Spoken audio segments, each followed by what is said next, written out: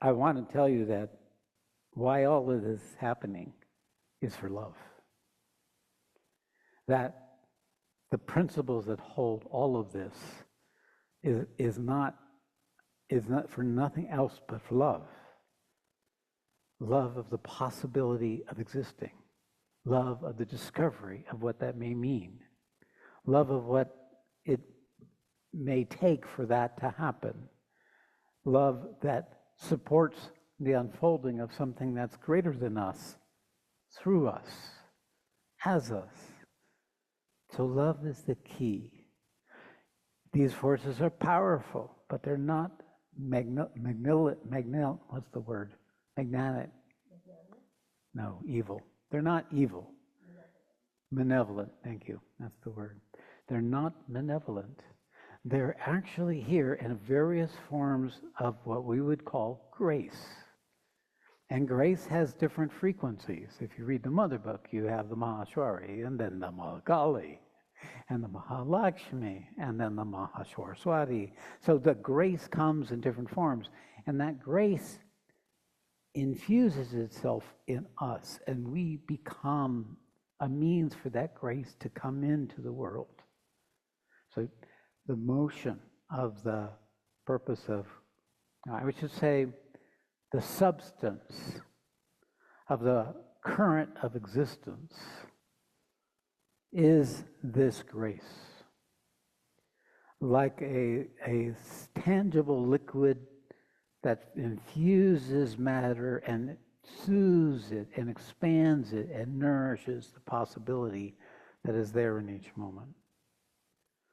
So whenever we encounter trial, trouble, doubt, despair, anguish, it's what's in us that we carry as part of the parts of humanity that have turned away from this grace or used this grace for its own purposes. So it's the sin or the error of the lack of alignment with this huge love that's seeking to lift the possibility of each of us into its fullness. It's good to remember, because some of this is really hard-nosed kind of stuff to face and to meet and to own. And the nurture of the oneness is there in you when you feel the anguish, when you feel the despair as you may listen to the media and all the things that are going on in all the different parts of the world. That despair is actually a form of grace that's coming through you, that's going to them or to that situation to allow for it to unfold more easefully or more aligned with an effective outcome than it is currently. So feeling bad about the condition of the world is an error. Feeling good about it would also be an error. But being able to hold it in the intent of let it to fulfill its purpose as soon as possible with the least amount of damage would be what you could wish for. And then leave it, because it's not up to you. Each one of us individually have our own arena, our own battlefield that we have to live in and work out. Only when we've conquered enough of that territory can we be effective for others. Then we can expand in our ability to hold this grace and to be the soothing for humanity. Part of that is to show the way. Part of that is to get information out that's correct. Part of that is to respond to those who can feel within themselves a call to something that you are sharing. To bring forward from them, be able to tap into the current that comes through me, to you, and you, to those who you interact with from this state of consciousness. But it's not a doing. It's actually an unfolding of something greater than all of us, finding its expression through each of us. But let's get back to the Gita.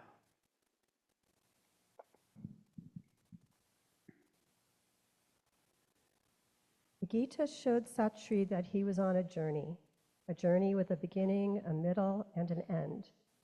It made clear to him that there are important stages and real transitions in this journey, like the point of no return, where you can't come back to the world again in your old conditioned ways.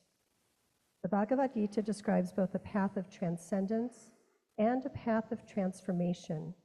Both paths are to be lived. The two distinctions I haven't talked about much, but there are two orientations in everyone who comes to the spiritual path. One is through the ascending orientation, to transcend and come out of the condition. And the other is in an expanding orientation that through experience becomes inclusive.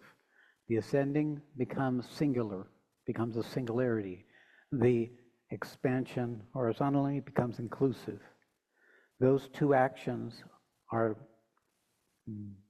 pathways that are natural for different people. What this teaches is a path of ascension and expansion, or expansion and ascension. So these two principles of knowing what you are becoming and bringing it into your life is the fundamentals of the Bhagavad Gita. It's a lived sadhana, a way to live in the world, expanding into it, but having enough transcendence that you don't get overtaken by it. Because it is meant to be known and experienced, but not to be defeated by it. Okay. It illustrates and engenders within us a new state of being, a new way to live, what Sat Shree calls the new Dharma. The Gita taps into the primordial archetypal structure that is the foundation of all existence and reveals the purpose of human life. It is a living scripture that offers a new paradigm for being and for living the new consciousness now coming to the planet. Continue. We share this journey, this path, this new way. We are all in this together. We are all interconnected. Each of us matters. Each of us has a part to play. As you read the Gita, let it sink in at whatever level you can. The more you can simply absorb it, the more you become simple, the more you become humble, quiet, and still, the more it will nurture you. You too will become the remembrance. You too will become the song, like the Gita itself. You will be a song of remembrance. Your very words will carry remembrance to those who can receive it. As Sat Shree sings the song of the Supreme to each of us, the Gita is reborn. The great wonder of the Gita is that it creates a new Gita with each of us, with every Arjuna and Arjuni.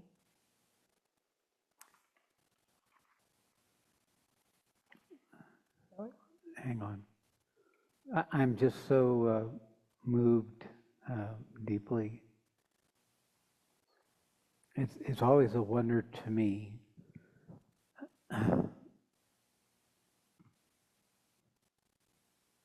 to be in the recognition of what's coming through me. It's as if I'm in awe of what this is. I'm overwhelmed with devotion to what this is.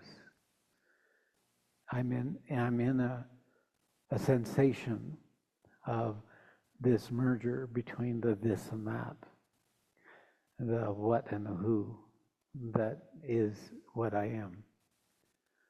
So I can see why I love doing these things, because it brings me back in touch with the opportunity of being in this relationship with what I have become. So I share this because it's pointing to a state of consciousness of resolution, a state of completion of what it means to be fully human and fully divine, where there is no such thing as thin or error or wrong. It is simply the fullness of the universe in love with itself. How is it that you're here? Not any of the 8 billion other people who exist on this planet. How is it that any of them are absolutely aware of any possibility other than what they've been programmed with?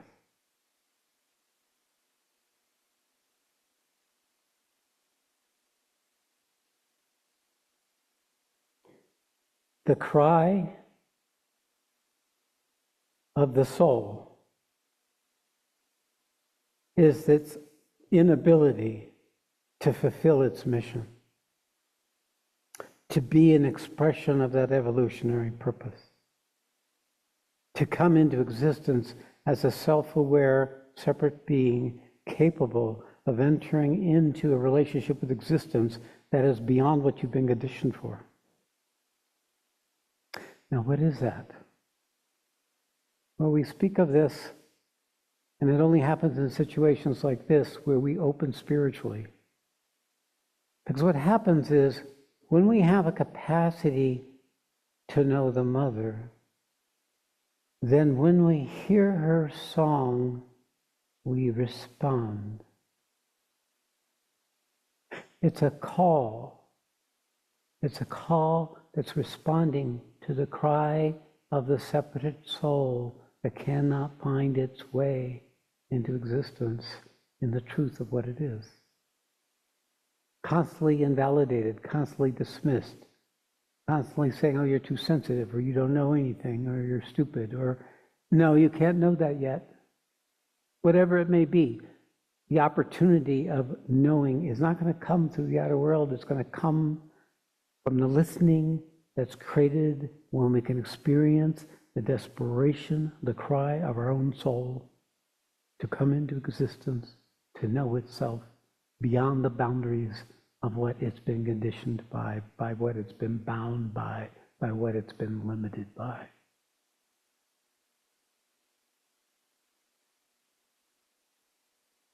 What is it that responds in us? It's the Mother herself. It's the principle that is the agency, is the quality of consciousness organized for the purpose of fulfilling the original intent, to wake up, to experience, to know, to evolve, and to become an expression of that which is longing to wake up. And that's the Mother's cry. And it's what motivates her to give up and to sacrifice and to mobilize existence as a purposeful and never-ending process of evolution, of unfolding in the, not hope or wish, but with the intent that at some point, at least one person will know it, will know the truth of itself, and will be able to be in relationship with existence in the fullness of the possibility that laid inherent in the original intent.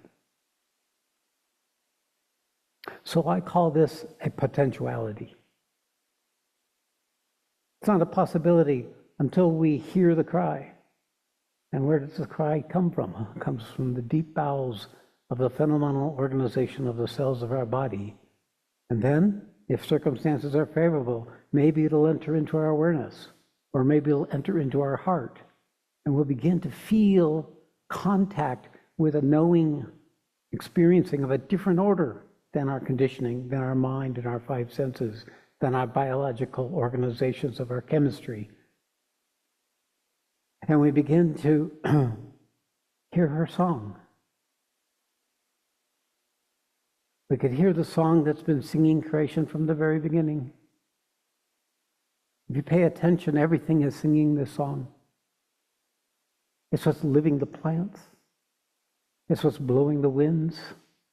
It's there in the fabric of matter, in the oceans, in the water, in the earth, in the air. One song.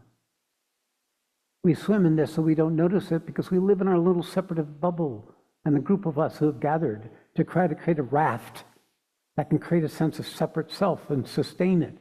And we may call that a village, we may call it a civilization, we may call it a planet, but it's only a raft in the ocean of consciousness, of which even outer space is only a reflection, energetic reflection. Nothing else can know this except each one of us.